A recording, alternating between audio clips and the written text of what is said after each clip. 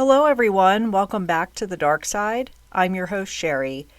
I don't solicit reviews from you guys very often, but if you're a listener and you enjoy this show, a 5-star review helps a lot. It's free, it's easy, and it only takes a second. You don't even have to type anything. Just tap 5 stars. It'll put a big smile on my face and help support me here on the dark side. I'm not one to do those bonus episodes where you have to pay for a subscription, and I don't like putting ads in the middle of the story because it's annoying. You guys know that. So let's keep it the way it is. But I need your help, and 5-star reviews help a lot. If you're listening on YouTube, a thumbs up helps a lot too. I promise I won't ask you again for at least a few months. Today we've got a case from 2002. Bison Dele was a famous NBA player who, after his early retirement at age 30, decided to sail around the world on his boat. He took his girlfriend and his brother, along with an experienced sea captain. We've got 4 people on this boat. Only one of them would return. This case is technically unsolved, but most people believe they know exactly what happened. My sources are in the description area. This is episode 141, The Case of Bison Dele. We're going back to 2002 for this one. I feel like we just went back to 2002 a couple weeks ago when we discussed the case of Joshua Giemond, but here we are again. The euro became the official currency of 12 European countries. George W. Bush signed the No Child Left Behind Act, improving education standards. Water and ice were found on Mars. American Idol debuted and Kelly Clarkson was the winner of the first season. The Winter Olympics were held in Salt Lake City. iRobot released the Roomba. I didn't know the Roomba had been around that long. Microsoft released Xbox Live. And in weird news from 2002, an octopus from New Zealand escaped from the aquarium and traveled down a drain pipe and into the ocean. The octopus's name was Houdini. Bison Dele was born April 6, 1969 in Fresno, California. His parents are Patricia and Eugene. He has a brother named Miles. Miles is only 2 years older, so they were really close in age. Bison wasn't originally named Bison. His birth name is Brian Williams. He changed his name to Bison Dele in 1998, just 4 years before our story. The reason for this name change was he wanted to honor his ancestors. His mother was Native American and his father was black. He took the name Bison to honor his mother's side, and the name Dele was to honor his father's side. Bison's brother Miles, well, his real name wasn't Miles either. He was born Kevin Williams, but changed his name to Miles DeBoard later in life. So to recap, Brian Williams is now Bison Dele, Kevin Williams is now Miles DeBoard. Bison's father, Eugene, was a part of the music group The Platters. He and Bison's mother divorced when Bison and Miles were just children. Patricia had custody of Miles and Bison, and she raised them on her own. She remarried but divorced when Bison was in middle school. Bison and Miles would claim that their stepdad was abusive, and this happened in front of their mother, and she didn't do anything to stop it. But Patricia says she has no memory of any abuse towards the boys. When Bison got to high school, he joined the school's track team, but it was around this time that Bison hit this huge growth spurt. He ends up growing to 6 foot 11 inches tall. Imagine walking through high school hallways and there's this student who's 7 foot tall. That's what Bison had to deal with. He stood out everywhere he went. Naturally, the coaches tell him, you need to join the basketball team. Bison joins and basketball is now his thing. To many, it seemed like it was just something expected out of Bison. You're tall, so you have to join the basketball team. After high school, he moved across the country and played for the University of Maryland for 1 year. He transferred to the University of Arizona, where he played for 2 seasons. Then begins Bison's NBA career. I won't spend too much time on this. I'll just give you a quick rundown. In the 1991 NBA draft, Bison was drafted by the Orlando Magic. He was the 10th pick in the first round. I don't know much about NBA drafts, but I know that's pretty good. He played 2 seasons with the Denver Nuggets and then the Los Angeles Clippers. Then he would go on to play for the Chicago Bulls in 1997. The Chicago Bulls in the 90s were so popular and so controversial, and they were so good at basketball. Bison is playing on the team alongside Michael Jordan, Scottie Pippen, and Dennis Rodman. Coach Phil Jackson really had his hands full with this team, especially Dennis Rodman. On and off the court, Dennis Rodman was a wild one and was always in the media, whether it was who he was dating at the time, his fashion style, or his multiple suspensions for assaulting referees and cameramen. Even with everything going on with the Chicago Bulls, they still ended up winning the championship. Bison would leave the Chicago Bulls and play for the Detroit Pistons, where he was the highest paid player on the team. Bison at age 30 decided he was going to leave the NBA by taking an early retirement and walking away from the $36 million left on his contract. He could have sat out with an injury and still collected money, but he didn't. Instead, he decided to walk away for good. So the thing about Bison was he wasn't super crazy about basketball. He's good, he's tall, but he wasn't really that into it. It was kind of like a quick way to make a lot of cash really fast so he could spend the rest of his life living comfortably. He made millions, and now he's going to walk away even with $36 million dangling over his head. In today's numbers, that's $63 million. He just didn't have the passion for basketball anymore. According to Sam Smith for ESPN, he said he could have hung around and collected the money, but that didn't matter to him. It was happiness, exploration, adventure, squeezing every experience out of life and giving. A friend of Bison's named Patrick said that Bison once told him his worst nightmare would be to be a 40-year-old retired NBA star doing car commercials to pay the bills. Bison once read a biography of Miles Davis. He told his roommate that he wished he had the passion for basketball that Miles Davis had for music. Bison wasn't into money like the rest of the players were. Bison enjoyed adventures. So everyone kind of saw him as this weird guy. I don't think he's a weird guy, but they made jokes about it. Like when they found out Bison had bought this gigantic fish aquarium that took up an entire wall, he stocked it full of tropical fish. He would put on a snorkeling mask and put his head in the water and pretend like he was swimming in the ocean. He told his friends it helped distract him from the Midwest. You know how Taylor Swift was praised last year for giving her team $100,000 bonuses? That's an amazing thing to do, by the way. Bison was doing that back in the 90s. He regularly gave $100,000 in cash to some of the NBA employees who worked in the background and weren't making millions. According to a report by ESPN in 2002, Bison related more to the staff around the team than the players themselves. When the team's longtime secretary was retiring, each player contributed $100 towards a gift for her, except Bison.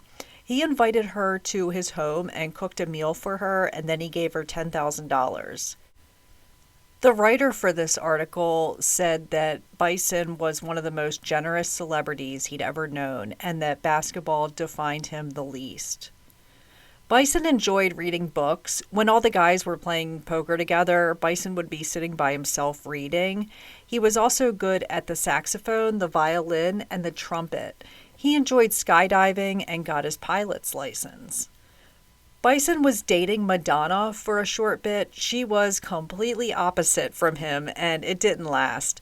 Bison's this philosopher, and she's Madonna. I love Madonna, by the way. She was just very wild and extroverted, and Bison wasn't about that life. He'd rather read Nietzsche in a study. Bison met a woman named Serena Carlin. Serena was not famous and was everything Bison was looking for. Her only claim to fame was that she once worked for Prince. That had to be a really cool job, by the way. Her father says that celebrities love Serena because she wasn't impressed by them. So Bison is super into Serena. She's this regular person living on her own and trying to make a living through her weekly paycheck. She's got debt like most of us do. So one day, Bison sends her $50,000. This is a life changing amount of money for Serena, but it isn't much to Bison. She wants a relationship, but she has never been in one with a deep commitment before. All of her relationships prior to Bison were casual ones. In 2001, Serena is living in New York City, and 9/11 had just happened, and Bison tells her, you know what, just come live with me, or just come out and stay with me for a couple weeks. She mulls it over because Bison isn't living the next state over. He's all the way in Australia at this time. After his retirement, he moved to Lebanon, Indonesia, New Zealand, the Philippines. He backpacked alone around Europe, and now he's in Australia. Throughout all these places, he befriended many people and didn't even tell them he was a famous NBA player. He just led them to believe he was an average Joe who happened to be 7 foot tall.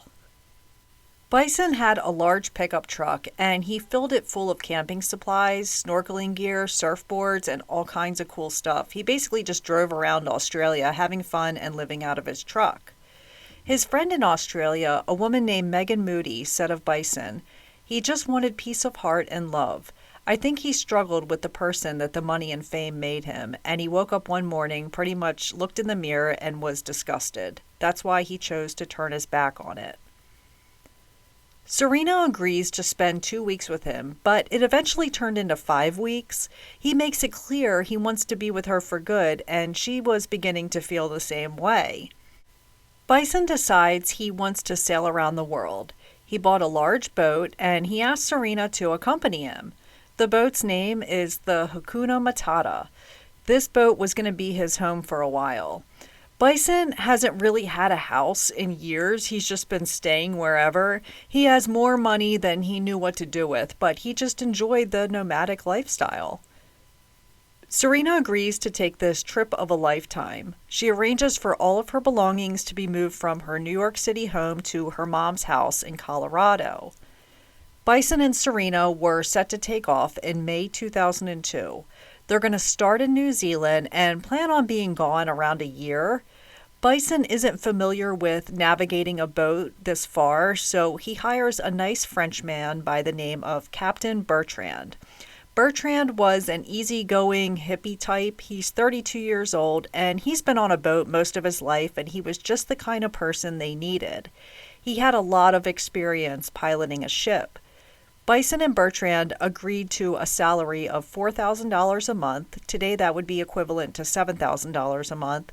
This is great for Bertrand. He's making good money. He gets to do what he loves. He gets to see all these amazing places and just guide this famous NBA player and his girlfriend around. Meals and a room were all included. This is a dream job for him. But there's one more thing after they take off. Bison's brother Miles would be coming along for the trip. They stop and pick him up. Serena's like, great, you're bringing your brother along. Some reports state that Miles invited himself to go along, but others state it was Bison who invited him.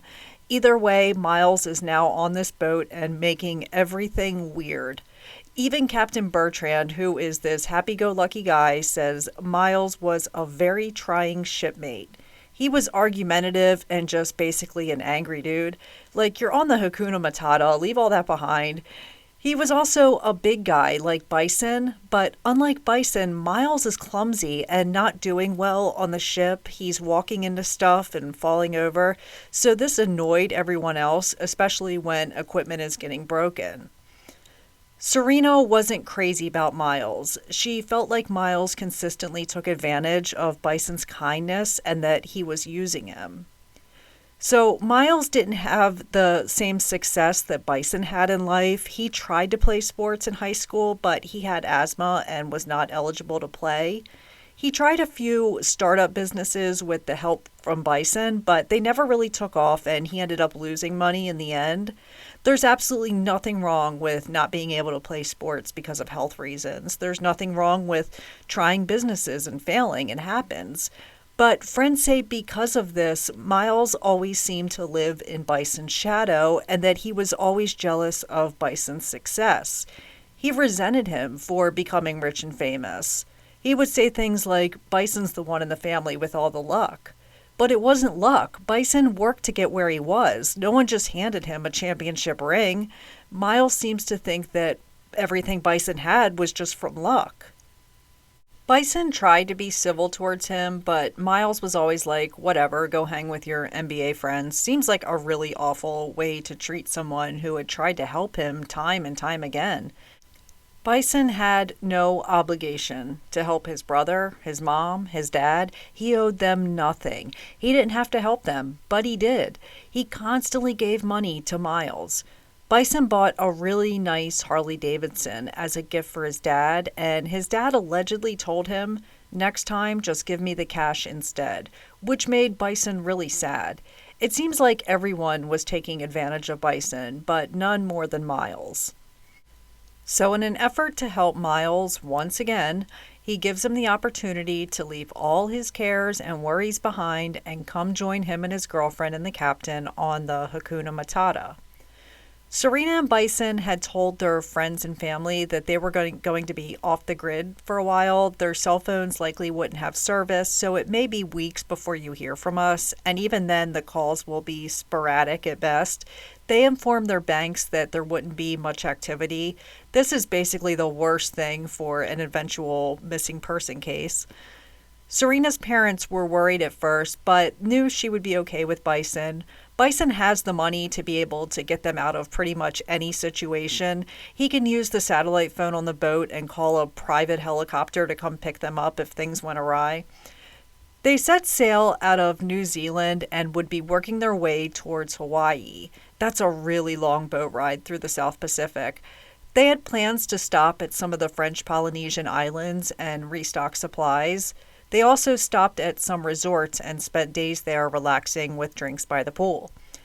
Serena did make some satellite calls from the boat to her mom and stepdad in Colorado. She let them know she was doing okay and everything was good. She spoke to her friend Stacy and told her things were getting awkward and tense between Bison and Miles. Someone on one of the islands claimed they heard two men arguing loudly from the Hakuna Matata. But by July 8th, 2002, all communications from the Hakuna Matata stopped. The families weren't too worried at first because they knew they could be without service. They told them they would be hard to reach. It's hard because these were folks, all in their 30s. You want to give them space. They're not children here, but things are looking grim. Bison's assistant, Kevin, stops hearing from Bison. Bison had been checking in with him every couple weeks, and now he hadn't heard anything in a while. Serena's parents and friends don't receive any more phone calls from the satellite phone on the boat. They are getting really worried. By this point, Serena's mom and stepdad contact the FBI. Best case scenario is they are just off the grid for a short while and they just need to give it some time. But when Serena fails to call her mom on July 12th, which was her birthday, her mom is in a full-blown panic.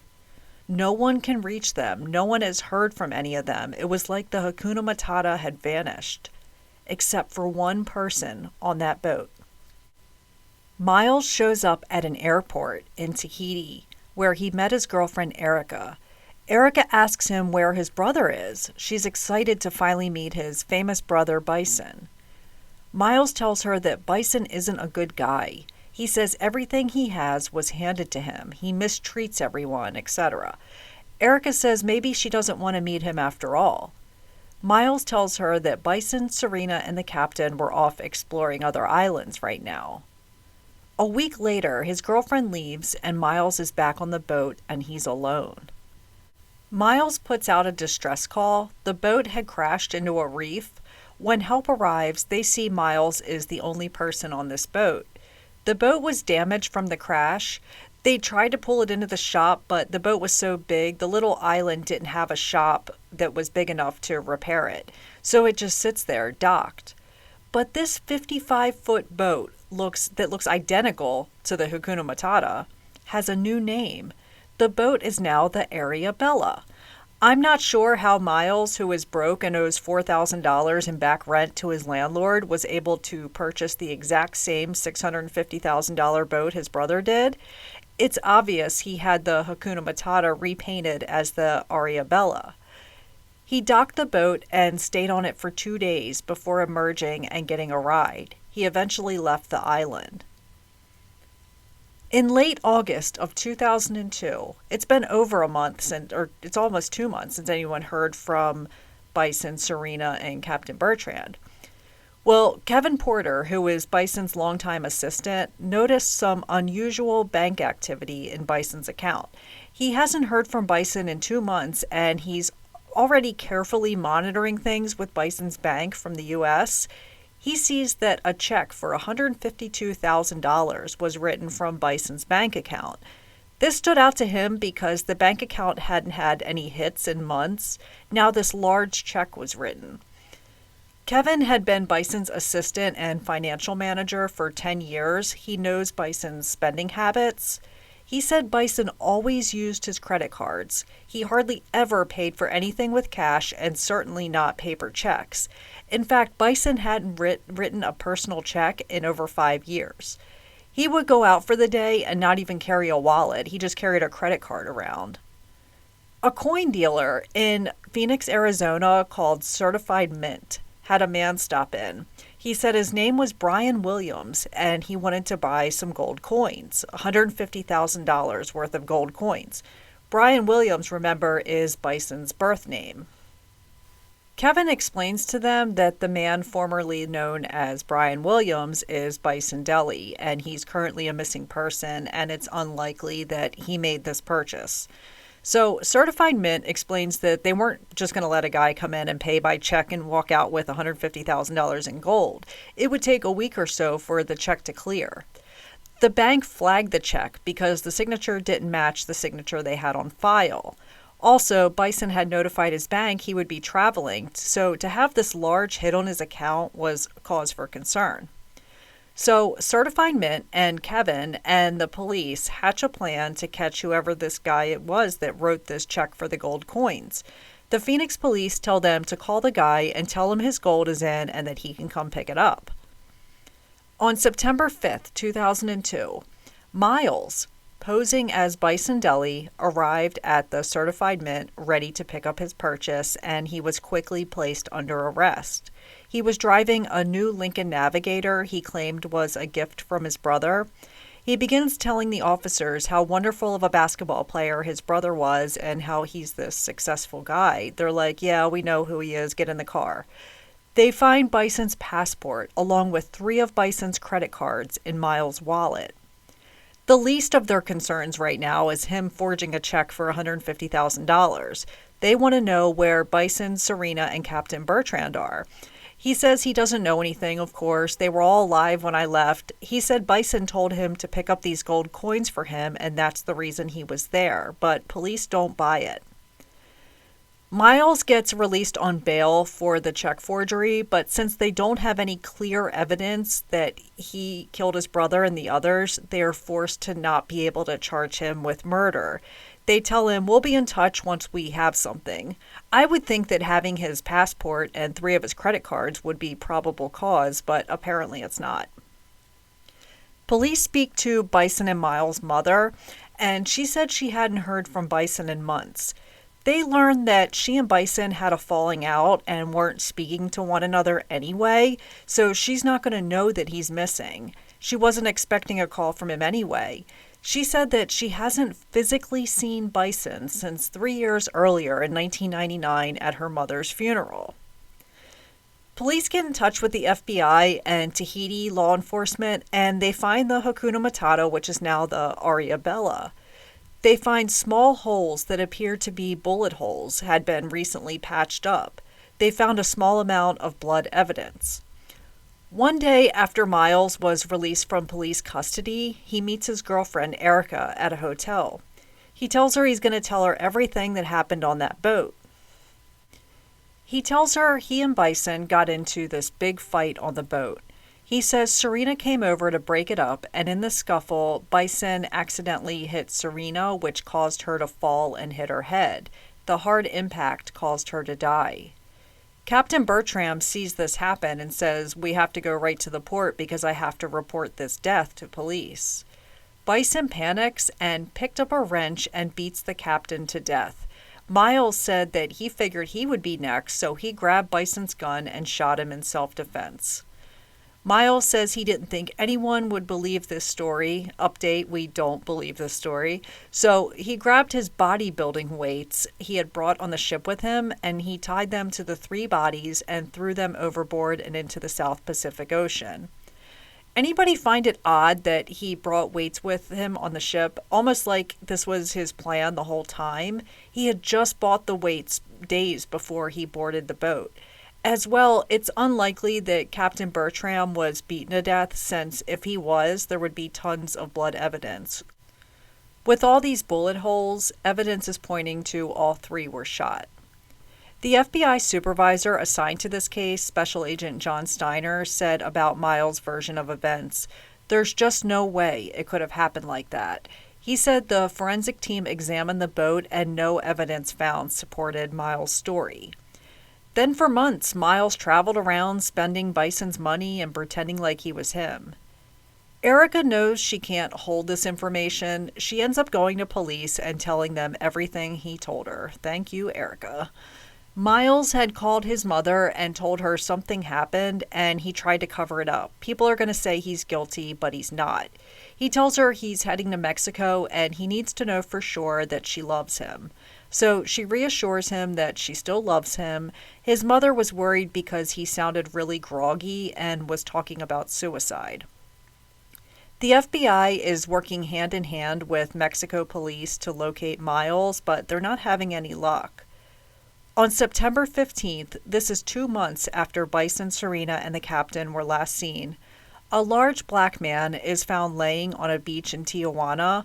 He's only wearing socks. He had been there a while, and someone called an ambulance since he was unresponsive. They bring him to the hospital, and initially he's a John Doe. They figure he's some drunk American tourist, and they call the Red Cross.